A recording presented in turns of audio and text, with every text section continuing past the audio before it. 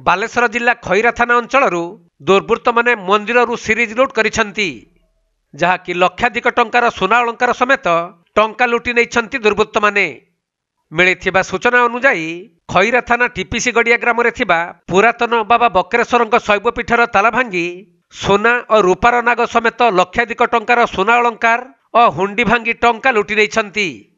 सेहिपरि उक्त ग्राम रे थिबा लक्ष्मीनारायण मंदिर रूपार मुकुट, दुर्गा मंदिर मुकुट, शनि मंदिर कोठ भंडार, पार्वती मंदिर मां को मुकुट समेत सिमुलिया थाना आनंदपुर ग्राम रे थिबा रघुनारायण मंदिर ताला भांगी सोनार मुकुट सह विभिन्न अलंकार और टंका लुटि नहीं दुर्वृत्त। तेबे मंदिर परिसर रे लागिथिबा सीसीटीवी तार गुडी को दुर्वृत्त माने काटी देइथिबा देखिबाकू मिलिछि। तेणु मंदिर कमिटी पक्षरु पुलिस को खबर दिया जिबारु पुलिस एहार छानभिन आरंभ करिथिबा जଣା पड़िछि।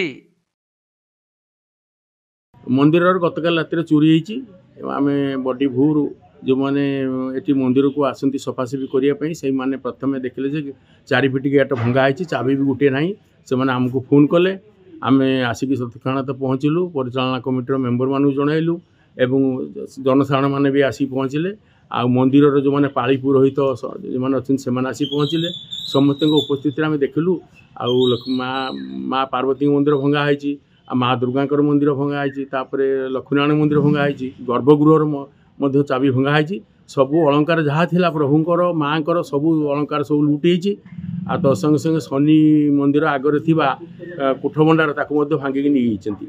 ये समस्त मंदिर आसबाबपत्र लगे अनुमान 4 लाख टंकार ऊर्ध्व अलंकार समेत जाम जो सीसीटीवी कैमेरा लगेलु से सीसीटीवी कैमेरा 8टी लगी सब चाबी काटिदी सब बंद कर दी।